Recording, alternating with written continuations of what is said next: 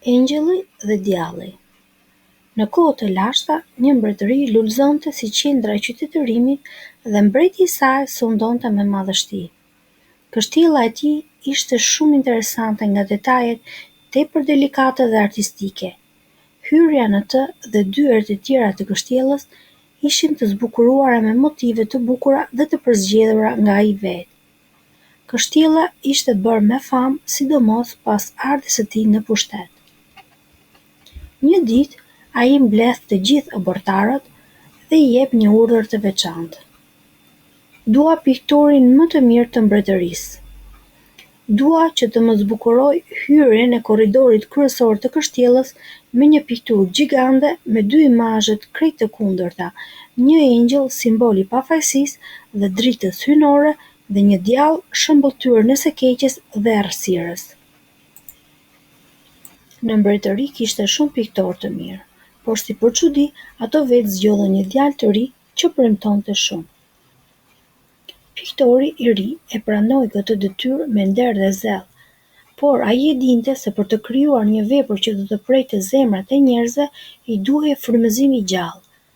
Ai u nis në kërkim të modelit të përsosur për engjëllin, një fytyrë të pastër, të shndritshme që të rrezatonte paqe dhe mirësi të pakufishme. Nuk I desh shumë kohë për ta gjetur. Në një fshat të vogël, takoi një fëmijë të vogël me flokë të artë, me sy të ndritshëm që dukej sikur vetë qielli ishte futur brenda. Buzëqeshja e tij ishte e pastër si ujërat e burimeve të malit dhe çdo lëvizje e tij përcillte një dritë hyjnore. Ai bisedoi në shtëpinë e fëmijës me prindërit e tij dhe I kërkoi leje në mënyrë që të krijonte një figurë angjëllore me pamjen e tij. Ato sigurisht që e pranuan.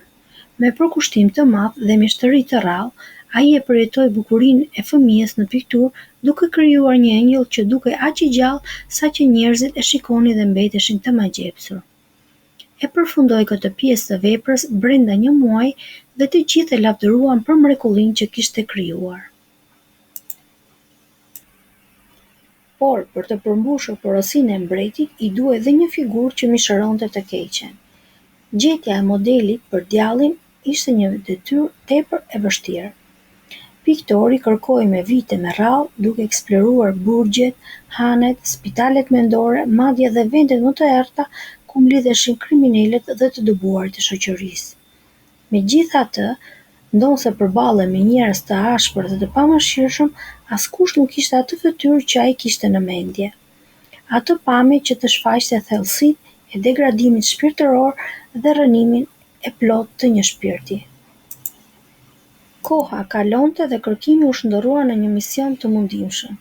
20 vite të tëra, piktori shëtiti nga një vend në tjetrin pa gjetur njeriun që do të mishëronte të keqen absolute.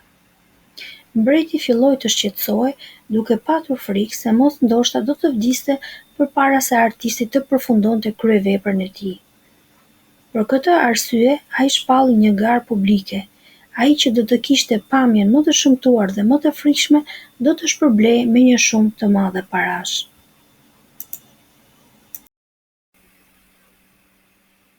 Filluan të vinin nga anë të largëta për të marrë pjesë në konkursin e shpallur nga mbreti. Piktori kërkonte mes turmës, por nuk po e gjente personin e duhur. Pa pritur kur shpresa po I shuhej, ai e gjeti atë që kërkonte. Ishte një burr, fytyra e cilit dukej sikur mbante gjithë dhimbjet e botës. Piktori I afrohet ngadalë, I tregon propozimin e tij, duke I thënë se mbreti kishte vendosur një shumë në rast se ai do të pozonte për të krijuar imazhin e djallit. Burri, I mësuar me hallet e jetës dhe I lodhur nga vuajtjet, pranoi pa shumë fjalë. Piktori po punonte me pasion. I duhej të rikuperonte kohën e humbur. Ai burr mishëronte dhimbjen, shkatërrimin si askush tjetër. Ishte perfekt imazhi që kishte në mendje. Por teksa puna po përparonte, diçka e papritur ndodhi. Një pikë loti ra nga syt mbi faqen e burrit. Piktori e ndaloi punën, e vështroi me habi dhe I tha: A ke nevojë për një cigare? Apo ndoshta dëshiron të pish diçka? Burri ngriti kokën me sy të mbushur me lotë dhe tha: "Më ke parë edhe më parë, zotëri, por nuk më njeh. Ti më ke pikturuar 20 vite më parë kur isha ende një fëmijë i bukur dhe i pafajshëm. Ti më përdore për të krijuar imazhin e engjëllit. Sot më përdor për të pikturuar djallin. Jeta më ndryshoi aq shumë sa nuk e njoh më as vetveten." Piktori ndjeu një therrje në zemër. I rrënqethur nga ajo që dëgjoi, ai e la penelin teksa shihte burrin që shpërtheu në dënesë. Pa u menduar gjatë, piktori e përqafoi burrin sikur donte të mbante të gjithë dhimbjet e tij. Të dy u ulën në gjunjë, aty ku dikur 20 vite më parë kishte lindur një engjëll, dhe tani qëndronte një shpirt i thyer, një njeri i humbur që dikur kishte qenë aq i shëndritshëm sa ai engjëll i vogël. E kështu piktori mësoi një të vërtetë të dhimbshme: koha dhe jeta mund të shndërrojë shpirtin më të pastër në një hije të asaj që ka qenë dikur.